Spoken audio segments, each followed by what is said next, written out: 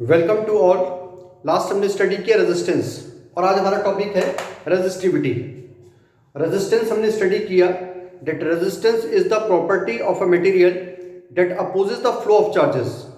Resistance किसी material की वो प्रॉपर्टी होती है जिसके कारण चार्जेस के रास्ते में एक रुकावट पैदा होती है और उस रुकावट का हमने कारण भी स्टडी किया। जो इलेक्ट्रॉन्स हैं, जो चार्जेस हैं, वो फ्रीक्वेंट कॉलिजन करते हैं आपस में, या कंडक्टर के एटम्स के साथ भी वो फ्रीक्वेंट कॉलिजन करते रहते हैं, जिससे उनकी स्पीड क्या हो जाती है, स्लो हो जाती है। स्पीड का स्लो होना ही किस चीज़ का इंडिकेशन है कि उनके रास्ते में एक रुकावट हो गई है। और फिर हमने स्टडी किया कि रेजिस्टेंस को कौन कौन से फैक्टर्स इफेक्ट करते हैं, कौन कौन से ऐसे फैक्टर्स हैं जिनके कारण रेजिस्टेंस प्रभावित होता है। तो उसमें हमने 4 फैक्टर्स स्टडी किए थे: length of the conductor, area of the conductor, nature of the material और कंडक्टर, और फोर्थ हमने स्टडी किया टेम्परेचर ऑफ द कंडक्टर। तो उसमें से जो हमने 2 स्टडी किए थे, उसमें से फर्स्ट है resistance is directly proportional to the length of the conductor. अगर हम कंडक्टर की लंबाई बढ़ाते हैं तो उसका रेजिस्टेंस भी बढ़ता है। और सेकंड हमने स्टडी किया था that resistance is inversely proportional to the area of the conductor. Resistance area के इनवर्सली प्रोपोर्शनल होता है। अगर हम कंडक्टर का एरिया डिक्रीज करते हैं तो रेजिस्टेंस इंक्रीज हो जाता है, अगर हम एरिया इंक्रीज करते हैं तो रेजिस्टेंस डिक्रीज हो जाता है। अगर हम दोनों ही फैक्टर्स को कंबाइन करके लिखें तो हम क्या लिख सकते हैं that here resistance is directly proportional to the length and inversely proportional to the area of the conductor. और हमें मालूम है कि जब हम ये प्रोपोर्शनल का साइन यहाँ से रिमूव करेंगे, इसको हटाएंगे, तो हमें क्या यूज करना है, इक्वल टू और एनी कांस्टेंट, सम कांस्टेंट। तो इसको हमने जब रिमूव किया तो resistance is equal to, proportional का साइन हटा के हमने इक्वल टू लगाया और क्या लिखा हमने, एक कांस्टेंट लिखा और फिर लिखा हमने L/A। ये जो कांस्टेंट है, जो इस सिंबल हम बना रहे हैं, इस सिंबल को हम प्रोनाउंस करते हैं rho, RHO। This is pronounced as rho. इसको उल्टा भी बनाना है आपको, ऐसे नीचे से स्टार्ट करना और ऐसे बनाना है, तो इसको हम क्या बोलते हैं, रो बोलते हैं। और ये जो रो है, जो एक कांस्टेंट है, इसी कांस्टेंट को हम बोलते हैं रेजिस्टिविटी। यही कांस्टेंट क्या है, this is called resistivity, resistivity of a material, और this is also called specific resistance, specific resistance. इसी को हम क्या बोलते हैं, स्पेसिफिक रेजिस्टेंस भी बोलते हैं।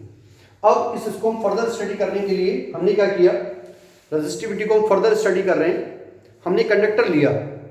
अगर ये कंडक्टर हमारे पास है, हमें पता नहीं उसकी लेंथ कितनी है। अगर हम उस अननोन लेंथ वाली कंडक्टर और अननोन एरिया वाले कंडक्टर का रेजिस्टेंस फाइंड करते हैं। लेंथ कुछ भी हो सकती है, 10 मीटर भी हो सकती है, आधा मीटर भी हो सकती है, और उसका एरिया ऑफ क्रॉस सेक्शन भी हमें मालूम नहीं है, वो कुछ भी हो सकता है, 2 मीटर स्क्वायर हो सकता है, 1.5 मीटर स्क्वायर हो सकता है, आधा मीटर स्क्वायर हो सकता है। और अब हमने क्या किया, हमने उस कंडक्टर का रेजिस्टेंस फाइंड कर लिया। रेजिस्टेंस फाइंड करने का हमें तरीका मालूम है, उसके अक्रॉस हम पोटेंशियल डिफरेंस क्रिएट करते हैं। पोटेंशियल डिफरेंस क्रिएट होने से उसमें जो करंट फ्लो होता है उसके हमने रीडिंग नोट कर ली, और V पोटेंशियल डिफरेंस और करंट का रेशियो फाइंड कर लिया, तो वो हमें क्या प्रोवाइड करेगा, उस कंडक्टर का रेजिस्टेंस। अब हमने क्या किया, उस कंडक्टर का जिसकी लंबाई अननोन थी, हमने उस कंडक्टर की लंबाई हमने एक फिक्स्ड लंबाई कर दी, दैट इज 1 मीटर। एक ऐसा कंडक्टर हमने लिया जिसकी लंबाई कितनी है, 1 मीटर है, और उसके पर्टिकुलर क्रॉस सेक्शन का जो एरिया है वो हमने यूज किया 1 मीटर स्क्वायर। जैसे ये क्रॉस सेक्शन एरिया है ना, जो कि सर्कुलर होगा। अगर हम एक सिलेंड्रिकल कंडक्टर ले रहे हैं तो उसका क्रॉस सेक्शन कैसा होगा, सर्कुलर। ये जो सर्कल है, इसका एरिया कितना है, 1 मीटर स्क्वायर। इसकी पूरी लंबाई कितनी है, 1 मीटर। अब माना हमने कि एक ऐसा कंडक्टर है जिसके क्रॉस सेक्शन का एरिया तो 1 मीटर स्क्वायर है और उसकी लंबाई कितनी है, 1 मीटर है, इसकी लंबाई 1 मीटर है। तो ये कंडक्टर अब जो रेजिस्टेंस ऑफर करेगा, रेजिस्टेंस बनाएगा ना, उसी रेजिस्टेंस को हम बोलते हैं इसका स्पेसिफिक रेजिस्टेंस और रेजिस्टिविटी। ठीक है, तो रेजिस्टिविटी क्या होती है, resistivity is the specific resistance of a material that is offered by unit length of the conductor and unit area of the cross section of the conductor। इसके लिए हमने क्या किया, समझने के लिए L को क्या पुट किया, हमने कहा कि if length of the conductor है 1 मीटर और इस कंडक्टर का जो एरिया है वो हमने कितना रखा, 1 मीटर स्क्वायर रख दिया। अब हमने कहा कि इसमें इन वैल्यूज को हम यहाँ पुट कर देते हैं, तो ये देयरफॉर R कितना हो जाएगा, R हो जाएगा रो, L की जगह हमने 1 पुट कर दिया, A की जगह पे हमने 1 पुट कर दिया। और जब 1 से 1 कैंसिल करेंगे तो 1 ही आ जाएगा। तो ये कितना आ जाएगा, ये आ जाएगा हमारे पास R इज इक्वल टू किसके बराबर, रो के बराबर आ गया। तो यहां पर हमने देखा कि जो ये रेजिस्टिविटी है ये भी एक तरह का रेजिस्टेंस ही है। जो रेजिस्टिविटी है, जो स्पेसिफिक रेजिस्टेंस जिसको हम बोल रहे हैं, वो भी एक तरह का रेजिस्टेंस ही है। रेजिस्टिविटी न्यूमेरिकली नंबर में रेजिस्टेंस के बराबर होती है। Resistivity is numerically equal to resistance of the conductor. लेकिन कब, उसके लिए कंडीशन है, अगर उस कंडक्टर की लंबाई हम 1 मीटर यूज कर रहे हैं और उस कंडक्टर के क्रॉस सेक्शन का एरिया हमने 1 मीटर स्क्वायर यूज किया है, तो ऐसा कंडक्टर जो रेजिस्टेंस ऑफर करेगा, जो रेजिस्टेंस की वैल्यू यहां पर आएगी वही उसकी रेजिस्टिविटी भी होती है। तो रेजिस्टिविटी क्या है, resistivity is the specific resistance. ये एक स्पेशल तरह का रेजिस्टेंस है, specific resistance that is offered by unit length and unit area of the cross section of the wire, of the cross section of the wire। एक तार हमने ली, उसका area हमने कितना रखा, 1 मीटर स्क्वायर, और उसकी लंबाई हमने कितनी यूज की, 1 मीटर। तो अब वो जो कंडक्टर रेजिस्टेंस ऑफर करेगा वही एक्चुअल में उसकी रेजिस्टिविटी होती है। तो अगर हम इसको समझने के लिए हमने क्या किया, एक हमने यूनिट क्यूब लिया। यूनिट क्यूब का मीनिंग होता है, एक हमने ऐसा क्यूबिकल बॉडी यूज की, एक ऐसी क्यूबिकल बॉडी यूज की जिसकी लंबाई 1 मीटर है। हमें पता है कि अगर वो क्यूबिकल बॉडी है तो क्यूबिकल बॉडी का हर फेस कैसा होता है, स्क्वायर होता है। मीन्स उसकी लंबाई भी एक, चौड़ाई भी एक और ऊंचाई भी एक। हमने एक क्यूबिकल बॉडी ली, ये क्यूबिकल बॉडी है, कैसे, यूनिट क्यूब लिया हमने इसको। यूनिट क्यूब का मतलब इसकी लंबाई भी एक, चौड़ाई भी एक और ऊंचाई भी एक। ये कोई क्यूबिकल बॉडी है, जैसे कि लूडो खेलने वाला होता है ना, डाइस, ये क्यूबिकल बॉडी है। इसमें हमें पता है कि इसकी लंबाई भी एक है, चौड़ाई भी एक है और ये ऊंचाई भी एक है। ठीक है। अब अगर हम इसके किसी पर्टिकुलर क्रॉस सेक्शन एरिया की बात करें, अगर हम इस वाले फेस की बात कर रहे हैं, ये वाला फेस, ठीक है, ये वाले फेस की अगर हमने बात की तो ये वाले फेस का एरिया कितना आएगा, 1 × 1। तो क्रॉस सेक्शन एरिया, उसका जो पर्टिकुलर क्रॉस सेक्शन का एरिया है वो कितना है, 1 मीटर स्क्वायर हो गया। और इसकी यहां से लेकर यहां तक की लंबाई, मतलब जो दूसरा फेस, जो उसके पीछे वाला फेस है, ये वाला फेस, ये वाला फेस, यहां तक की लंबाई भी कितनी है, 1 मीटर है। या आप ये वाला फेस और ये वाला फेस देख लो, ये वाले फेस का एरिया कितना होगा, 1 × 1, 1 मीटर स्क्वायर। और इस फेस की लंबाई, इस फेस की दूरी इस वाले फेस से कितनी होगी, 1 मीटर होगी। ये वाला फेस हमने लिया, ये वाला फेस, तो इस फेस का एरिया कितना है, 1 मीटर स्क्वायर। और इसके सामने वाला फेस कौन सा है, ये वाला फेस है, इसके सामने वाला, और इस फेस का एरिया भी कितना है, 1 मीटर स्क्वायर है। तो क्रॉस सेक्शन एरिया तो हमने कितना रख दिया, 1 मीटर स्क्वायर। और इस फेस से इस फेस तक की दूरी कितनी है, 1 मीटर। तो ये एक ऐसा कंडक्टर है जिसकी लंबाई कितनी है, 1 है, और जिसका एरिया भी कितना है, 1 मीटर स्क्वायर। लंबाई हमने 1 मीटर रख ली, इसको 1 मीटर रख लेते हैं, 1 मीटर 1 मीटर 1 मीटर। लंबाई कितनी है जो कंडक्टर है उसकी, दैट इज 1 मीटर, और उसके पर्टिकुलर क्रॉस सेक्शन का एरिया कितना है, 1 मीटर स्क्वायर है। अब इस कंडक्टर के जो अपोजिट वाले फेसेस, मींस अपोजिट मींस ये वाला फेस और उसके सामने वाला ये वाला फेस, ये जो रेजिस्टेंस ऑफर करेंगे इसको भी हम क्या बोलेंगे, रेजिस्टिविटी ही बोलेंगे। क्योंकि रेजिस्टिविटी की जो हमें रिक्वायरमेंट है उसको हमने फुलफिल कर दिया। Unit area of cross section, unit area का क्रॉस सेक्शन ले लिया और यूनिट उसकी लेंथ ले ली। तो यहां पर ये जो इसके अपोजिट फेसेस क्यूब की जो रेजिस्टेंस ऑफर करते हैं उसको भी हम क्या बोलते हैं, रेजिस्टिविटी बोलते हैं। तो रेजिस्टेंस ऑफर्ड बाय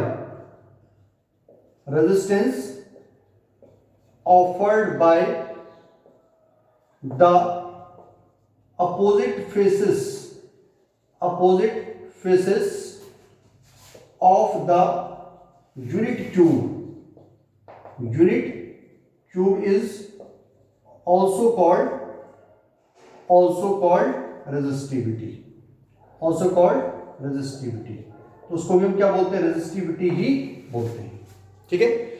अब हम लिखते हैं कि रेजिस्टेंस की यूनिट क्या होती है। रेजिस्टेंस की यूनिट के लिए हमने यहाँ से रेजिस्टिविटी की यूनिट क्या होती है, तो रेजिस्टिविटी की यूनिट की यहां से हमने पहले रो की वैल्यू फाइंड कर ली।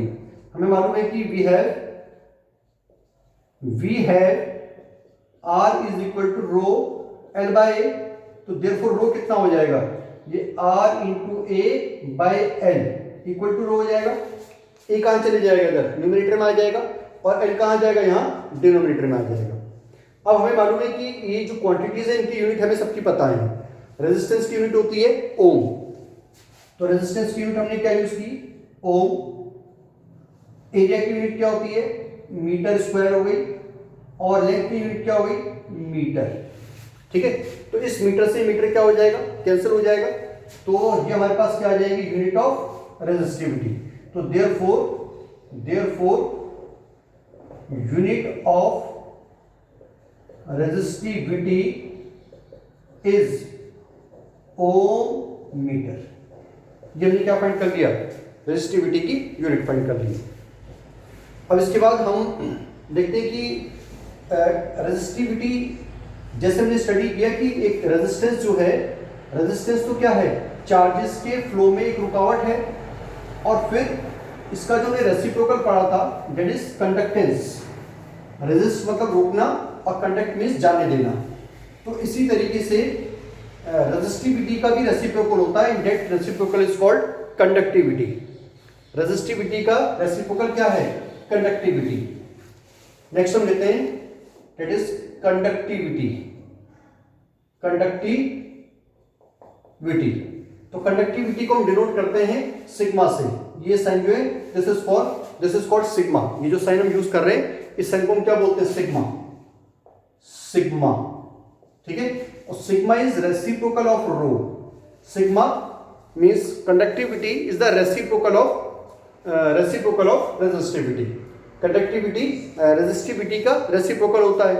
अब इसको यूनिट क्या होगी सिग्मा की, यूनिट ऑफ सिग्मा और कंडक्टिविटी इज, रो की यूनिट क्या होती है, ओम मीटर। अब ओम मीटर इसकी यूनिट है, इसको हम क्या करेंगे, इसको हम ऊपर जब ले जाएंगे ना तो ओम इनवर्स नहीं लिखेंगे, इसको हम उल्टा पढ़ लेते हैं। जैसे आपको मालूम है कि यहाँ पर रेजिस्टिविटी की यूनिट है ओम मीटर, तो ओम को तो हम उल्टा पढ़ते हैं, क्या पढ़ते हैं, MHO, मो, और मीटर को ऊपर ले जाएंगे तो क्या बन जाएगा, मो पर मीटर। तो मो पर मीटर, और इसी को मो को ही हम क्या बोलते हैं, साइमन पर मीटर। साइमन पर मीटर और mho per metre is the unit of conductivity. ठीक है, तो this is conductivity is the reciprocal of rho, और वी कैन से रेजिस्टिविटी। उसके बाद हम देखते हैं कि रेजिस्टिविटी को कौन कौन से फैक्टर्स इफेक्ट करते हैं। तो resistivity is not affected by the length of the conductor,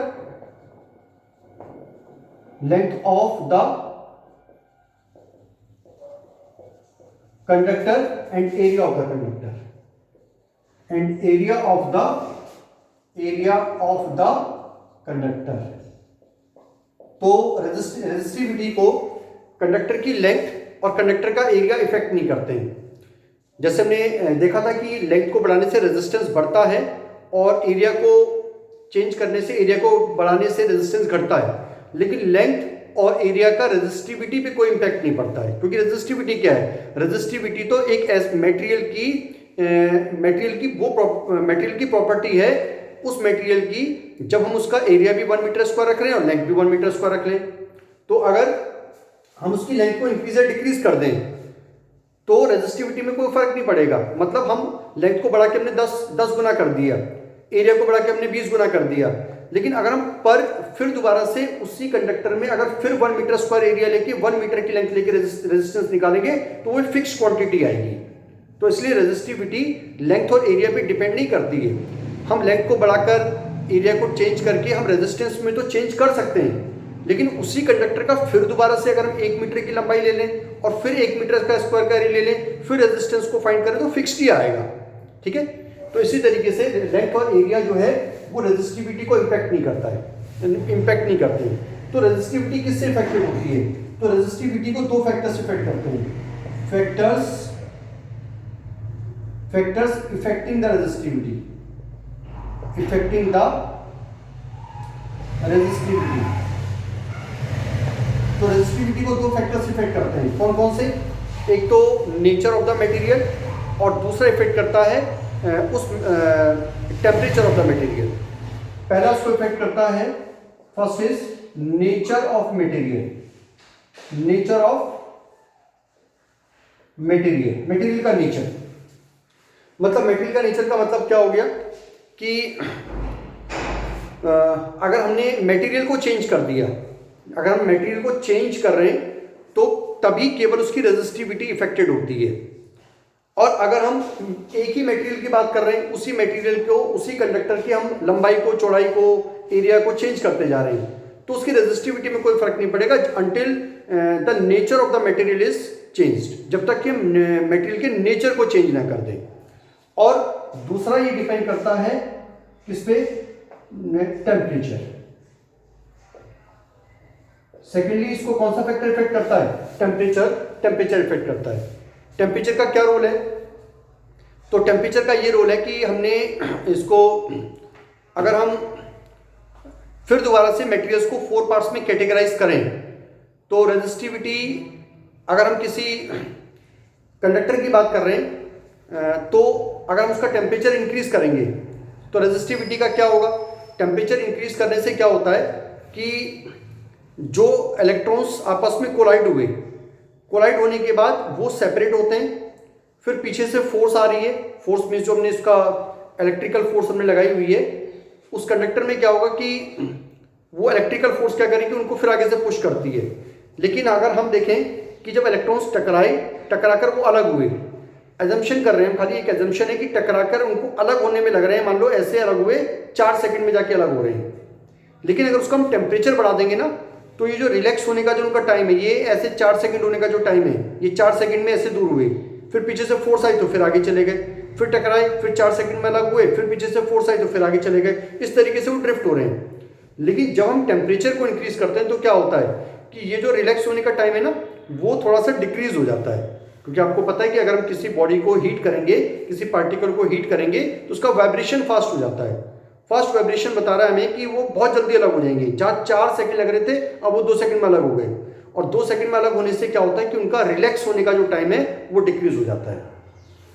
और रेजिस्टिविटी जो है वो टेम्परेचर पे कैसे डिपेंड कर रही है? Resistivity is inversely proportional to the tau. Tau का मतलब होता है रिलैक्सेशन टाइम। ये साइन है, टाउ बोलते हैं इसको, टाउ प्रोनाउंस करते हैं TAU, टाउ। ठीक है, तो टाउ क्या हुआ? डिक्रीज। तो रेजिस्टिविटी क्या हुई? इंक्रीज।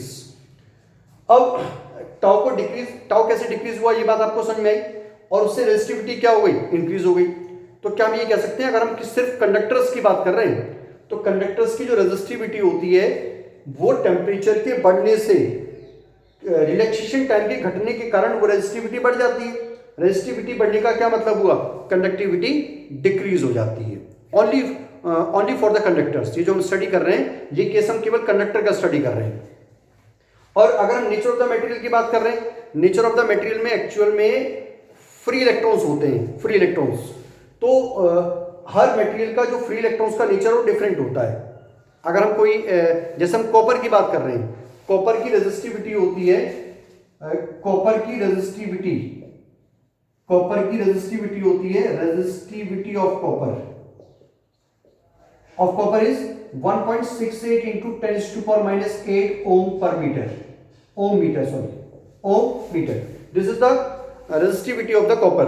अगर हम किसी ऐसे मटेरियल को ले लेते हैं, जैसे हमने बोला कि इंसुलेटर हमने लिया, तो इंसुलेटर की, अच्छा ये resistivity of copper is this, इसका मतलब क्या है कि कॉपर की 1 मीटर लंबा कॉपर और 1 यूनिट 1 मीटर स्क्वायर एरिया वाला कॉपर का मटेरियल, 1 मीटर की लंबाई वाला कॉपर का मटेरियल, ये कॉपर का मटेरियल है, इसकी लंबाई कितनी है? 1 मीटर, और इसका यूनिट एरिया क्रॉस सेक्शन कितना है?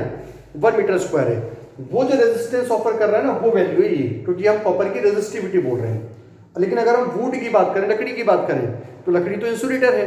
तो लकड़ी में, इंसुलेटर में नेचर ऑफ द मटेरियल में जब हम बात करते हैं तो अल्टीमेटली हम उसमें फ्री इलेक्ट्रॉन्स की बात करते हैं।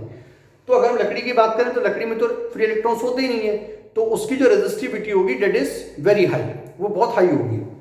अगर हम जैसे अगर हम बात करते हैं किसी वुड की बात कर रहे थे हम, तो वुड का की जो रेजिस्टिविटी होगी वो बहुत हाई होगी, क्योंकि उसका मेटेरियल का जो नेचर वो डिफरेंट है, और मेटेरियल के नेचर के डिफरेंट होने से हमारा क्या मतलब है, हम फ्री इलेक्ट्रॉन्स की उसमें बात कर रहे हैं। तो लकड़ी में जो फ्री इलेक्ट्रॉन्स होते हैं वो क्या होते हैं, ना के बराबर होते हैं, इसलिए उसकी रेजिस्टिविटी कैसी होती है, हाई रेजिस्टिविटी होती है। तो रेजिस्टिविटी दो फैक्टर्स पे डिपेंड करती है, मटेरियल के नेचर पे डिपेंड करती है। मटेरियल के नेचर में हम जैसे हम इंसुलेटर बोल रहे हैं, हम सेमीकंडक्टर्स की बात भी कर सकते हैं, हम एलॉयज की बात भी कर सकते हैं। अगर हम इसमें नेचर ऑफ द मटेरियल में सेमीकंडक्टर की बात करें तो सेमीकंडक्टर का केस मैंने आपको रेजिस्टेंस में भी समझाया था। सेमीकंडक्टर्स का जब हम टेम्परेचर इंक्रीज करते हैं, टेम्परेचर बढ़ाते हैं, तो सेमीकंडक्टर, सेमी मीन्स आधा कंडक्टर है, तो ऐसा मान के चलो आप कि उसमें मान लो 100 इलेक्ट्रॉन्स हैं, 100 में से 50 तो फ्री हैं जो हमें कंडक्टिविटी प्रोवाइड कर रहे हैं, कंडक्शन दे रहे हैं, और मान के चलो कि 100 में से 50 कंडक्शन दे रहे हैं और 50 अपने पेरेंट वाले आइटम के साथ बिल्कुल फिक्स्ड हैं, वो हिल भी नहीं रहे हैं। लेकिन जब हम टेम्परेचर को बढ़ाते हैं तो उन इलेक्ट्रॉन्स को एनर्जी मिलती है और वो फ्री होना स्टार्ट कर देते हैं। तो टेम्परेचर के बढ़ने से सेमीकंडक्टर के केस में क्या हुआ कि फ्री इलेक्ट्रॉन्स बढ़ गए। फ्री इलेक्ट्रॉन्स के बढ़ने का क्या मतलब है कि उसकी रेजिस्टिविटी डिक्रीज हो गई होगी, रेजिस्टिविटी डिक्रीज हो गई। लेकिन अगर हम दूसरी तरफ देखें, अगर इलेक्ट्रॉन्स बढ़ते हैं तो इसका मतलब वहां तो कॉलिजन भी इंक्रीज होगा, फ्रीक्वेंट कॉलिजन भी बढ़ जाएगा। तो फ्रीक्वेंट कॉलिजन के बढ़ने से रेजिस्टिविटी क्या होगी, डिक्रीज हो जाएगी। तो हम कौन से वाले को सही माने और कौन से वाले को गलत माने, क्योंकि टेम्परेचर के बढ़ने से, फ्री इलेक्ट्रॉन्स बढ़ने से रेजिस्टिविटी क्या हो रही है, डिक्रीज, क्योंकि कंडक्टिविटी बढ़ रही है। और दूसरे केस में हम क्या देख रहे हैं कि फ्रीक्वेंट कॉलिजन बढ़ रहा है।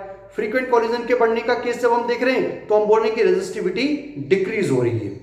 तो हम कौन से वाले को यहाँ पर यूज करें, तो हम ये मान के चलते हैं कि इनमें से जिसका इम्पैक्ट ज्यादा होगा, जो ज्यादा अपना प्रभाव दिखाएगा, वो अपने से कम प्रभाव वाले को डोमिनेट कर देगा, उसको कॉम्पेंसेट कर देगा। तो सेमीकंडक्टर्स के केस में क्या हुआ कि जो फ्री इलेक्ट्रॉन्स वाले का जो प्रभाव होता है कि फ्री इलेक्ट्रॉन्स का बढ़ जाना, वो क्या करता है कि जो फ्रीक्वेंट कॉलिजन वाला जो केस है उसको कॉम्पेंसेट कर देता है। तो अगर फ्री इलेक्ट्रॉन्स के बढ़ने से उसकी रेजिस्टिविटी डिक्रीज हुई है और उसका प्रभाव हम ज़्यादा मान रहे हैं, तो हमें बोलना पड़ेगा कि सेमीकंडक्टर्स का टेम्परेचर बढ़ाने से उसकी कंडक्टिविटी बढ़ जाती है, क्योंकि रेजिस्टिविटी घट रही है। दोनों चीज़ें हो रही हैं, लेकिन दोनों चीज़ों में जो ज़्यादा प्रभावशाली है, ज़्यादा पावरफुल है, वो अपने से कम इम्पैक्ट वाले को डोमिनेट कर देता है, उसको कॉम्पेंसेट कर देता है। तो ये बात हुई नेचर ऑफ द मटेरियल की। अगर हम लेते हैं एलॉयज को स्टडी करते हैं कि एलॉयज क्या होते हैं। हम मतलब नेचर ऑफ द मटेरियल के केस ले रहे हैं, एलॉयज को ले रहे हैं। तो एलॉयज क्या है, alloys are the mixture of metal with another metal और नॉन मेटल। एलॉयज क्यों बनाए जाते हैं, किसी एलॉयज कैसे बनाए जाते हैं, एलॉयज मेटल को किसी दूसरे मेटल के साथ मिक्स करके या किसी दूसरे नॉन मेटल के साथ मिक्स करके बनाए जाते हैं। ऐसा क्यों किया जाता है, ताकि उसकी प्रॉपर्टी ऑल्टर हो जाए। ऑल्टर का मतलब क्या, जैसे हमने बोला भाई लोहे में जंग लगता है, अब लोहे में जंग लगता है, हम चाहते हैं कि जंग ना लगे, उस प्रॉपर्टी को हम ऑल्टर करना चाह रहे हैं, तो हम क्या करते हैं, उसका स्टील बना देते हैं। और स्टील में आसानी से, स्टील जो है वो क्या है, कोरोजन रेजिस्टेंट है, उसमें जंग आसानी से नहीं लगता है, तो ये प्रॉपर्टी हमने उसकी ऑल्टर कर दी। तो एलॉयज हमारा यहाँ पर बनाने का कारण ये था कि एलॉयज की रेजिस्टिविटी बहुत ज़्यादा होती है, एलॉयज की रेजिस्टिविटी बहुत ज़्यादा होती है। Alloys resistivity is very high, alloys की क्या ज़्यादा होती है, रेजिस्टिविटी बहुत हाई होती है।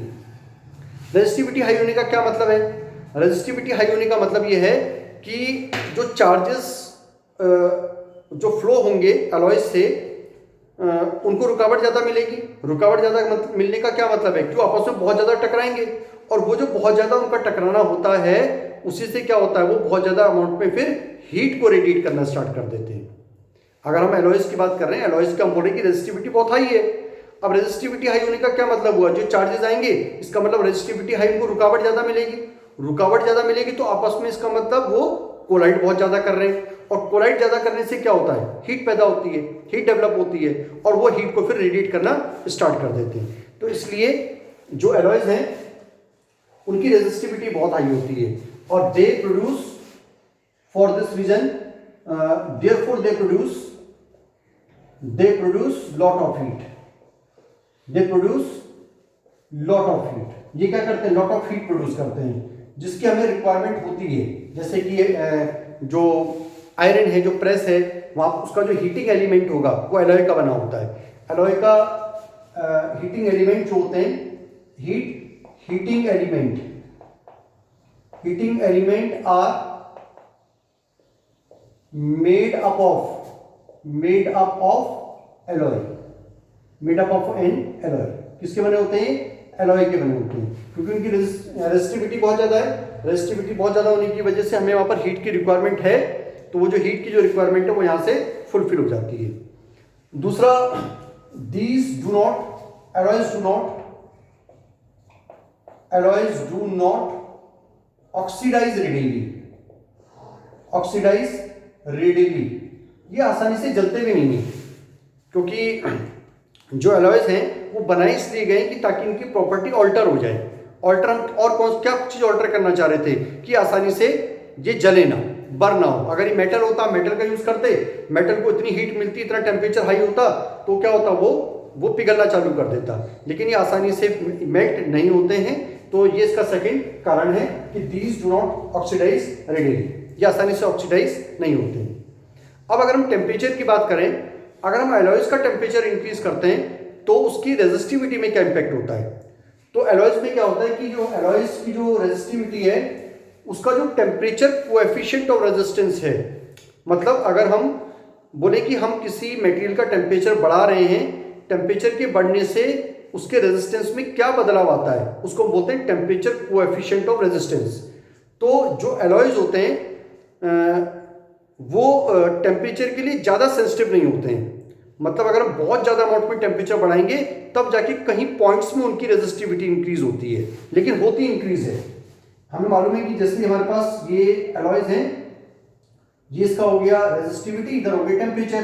टेम्परेचर को हम ले रहे हैं केल्विन में, 200 kelvin, then 400 kelvin, then 600 kelvin, और यहाँ क्या देख रहे हैं, रेजिस्टिविटी हम ले रहे हैं किसमें, ओम सेंटीमीटर में, माइक्रो ओम सेंटीमीटर में ले लेते हैं। माइक्रो ओम सेंटीमीटर मतलब बहुत छोटी क्वांटिटी है। ओम मीटर से भी हमने बहुत छोटा कर दिया, माइक्रो ओम सेंटीमीटर। तो हम क्या देखते हैं कि टेम्परेचर हमने बढ़ाया कितना, 200 से, ये 200 से 400, इतना टेम्परेचर बढ़ा दिया हमने। टेम्परेचर बढ़ा 200 से 400, और ये जो वैल्यू ये कितनी बढ़ती है, ये बढ़ गई 1.0, 1.10, 1.20। ठीक है, तो मीन्स ये पॉइंट्स में इंक्रीज हो रही है, पॉइंट्स में ये थोड़ी सी वैल्यू इंक्रीज हुई, इतनी सी, इतना बड़ा टेम्परेचर इंक्रीज किया 200 से 400, और थोड़ी सी रेजिस्टिविटी बढ़ती है, लेकिन बढ़ती है। जैसे कंडक्टर के केस में होता है, कंडक्टर्स में भी जब हम टेम्परेचर बढ़ाते हैं तो उसकी रेजिस्टिविटी बढ़ती है। इसी की तरीके से यहाँ भी जो एलॉयज हैं उनकी रेजिस्टिविटी भी बढ़ती है, लेकिन resistivity is not much sensitive towards temperature, लेकिन वो टेम्परेचर के लिए ज़्यादा सेंसिटिव नहीं होती है। उसके बाद हमने जैसे अब जब हम लैब्स में अपने जो एक्सपेरिमेंट वगैरह करते हैं, जो हमारी जो पोटेंशियल डिफरेंस नापने के लिए हम एक डिवाइस यूज़ करते हैं, डेट इज कॉल्ड पोटेंशियोमीटर। तो मतलब हम लैब्स में जो अपनी वायर वगैरह यूज़ करते हैं ना, वो भी हम एलॉयज की यूज़ करते हैं, क्योंकि अगर हम एक्सपेरिमेंट करते समय कभी उसमें करंट फ्लो होगा तो उसका टेम्परेचर बढ़ेगा, टेम्परेचर बढ़ने से उसके रेजिस्टेंस में चेंज आ जाएगा। तो ऐसा कुछ नहीं होता है, क्योंकि वो एलॉयज की हम यूज़ करते हैं। एलॉयज जैसे कि नाइक्रोम की हम यूज़ कर लेते हैं, ठीक है, कांस्टेंट एन यूज़ कर लिया, नाइक्रोम की वायर हम जनरली यूज़ करते हैं, ताकि उसका जो टेम्परेचर अगर चेंज भी होता है तो रेजिस्टिविटी में कोई चेंज ना हो, क्योंकि हंड्रेड्स में जाके जब टेम्परेचर चेंज होगा तब जाके कई पॉइंट्स में उसकी रेजिस्टिविटी में चेंज आता है। तो इस तरीके से रेजिस्टिविटी जो है का ये यूज़ है कि रेजिस्टिविटी कम होने के कारण हम इन एलॉयज को क्या करते हैं, एक प्योर रेजिस्टर बनाने में यूज़ करते हैं। प्योर रेजिस्टर का मतलब मैंने आपको बता दिया, जैसे कि हीटर का एलिमेंट है या आयरन का एलिमेंट है, टोस्टर का एलिमेंट है, जहाँ से हमें हीट की रिक्वायरमेंट है। ठीक है, अब हम आगे हम एक क्वेश्चन लेते हैं कि अगर हम एक तार को, एक हमारे पास वायर है, उसकी एक लेंथ है और वो लेंथ हमें मालूम है, हमने क्या किया, उसको स्ट्रेच किया। स्ट्रेच मीन्स उसको खींच के हमने उसकी वायर को 2 गुना कर दिया या 3 गुना कर दिया, ये 4 गुना कर दिया। एक वायर हमारे पास है, if the length of the wire is drawn, if the length of the wire is drawn double of its original length, एक हमने तार ली और उसकी लंबाई हमने कितनी कर दी, जो उसकी जो ओरिजिनल वाली लेंथ है उसकी डबल कर दी। हमसे पूछा गया कि बताओ कि इसके रेजिस्टेंस में और रेजिस्टिविटी में क्या चेंज आएगा। अच्छा, अगर हम एक तार में उसकी लंबाई और चौड़ाई को चेंज करते हैं तो मैंने आपको स्टार्टिंग में बताया कि resistivity is not affected by the change in its length और एरिया को आप कुछ भी करो, लेंथ में कुछ भी चेंज करो, there is no change in resistivity. क्यों? बिकॉज रेजिस्टिविटी इन पे डिपेंड ही नहीं करती है। तो रेजिस्टिविटी कब बदलेगी? रेजिस्टिविटी एक्चुअल में तब बदलेगी जब हम मटेरियल को चेंज करते हैं। जब तक मटेरियल चेंज नहीं होगा तब तक रेजिस्टिविटी में कोई भी चेंज नहीं आएगा। तो क्या इसके रेजिस्टेंस में कुछ चेंज आएगा क्या? तो उसको स्टडी करते हैं। हमने क्या किया, हमने माना लेट हमारे पास एक कंडक्टर है, लेट उसकी जो ओरिजिनल लेंथ है, ओरिजिनल लेंथ हमने एज्यूम कर ली, लेट इट बी एल, और लेट ओरिजिनल एरिया हमने कितना एज्यूम कर लिया उसका, लेट इट बी ए उसका एरिया है और एल उसकी लेंथ है। तो इस कंडक्टर का भी वॉल्यूम कितना होगा, volume of the conductor is equal to a into l के बराबर होता है। ठीक है ना? तो आपको निकालना आता है, जैसे ये कंडक्टर है, एक सिलेंड्रिकल कंडक्टर है, इसका क्रॉस सेक्शन का एरिया कितना है ए और इसकी लेंथ कितनी है एल। तो इसका वॉल्यूम कैसे निकालेंगे? सिलेंडर का वॉल्यूम होता है area pi r square area into h, pi r square h होता है ना, तो पाई आर स्क्वायर तो उसका एरिया हो गया क्रॉस सेक्शन का, और एच क्या होगी, इसकी लंबाई होगी। तो एरिया इंटू एल, जिसकी क्या आ गई, वॉल्यूम। अब हमने क्या किया, लेट न्यू लेंथ हमने उसकी एज्यूम कर ली, न्यू लेंथ का मतलब कब, कौन सी वाली, जब हमने उसको खींचकर स्ट्रेच करके ड्रॉन करना। ड्रॉन मीन्स उसको खींच कर उसको बड़ा कर देना या खींच के उसको छोटा कर देना।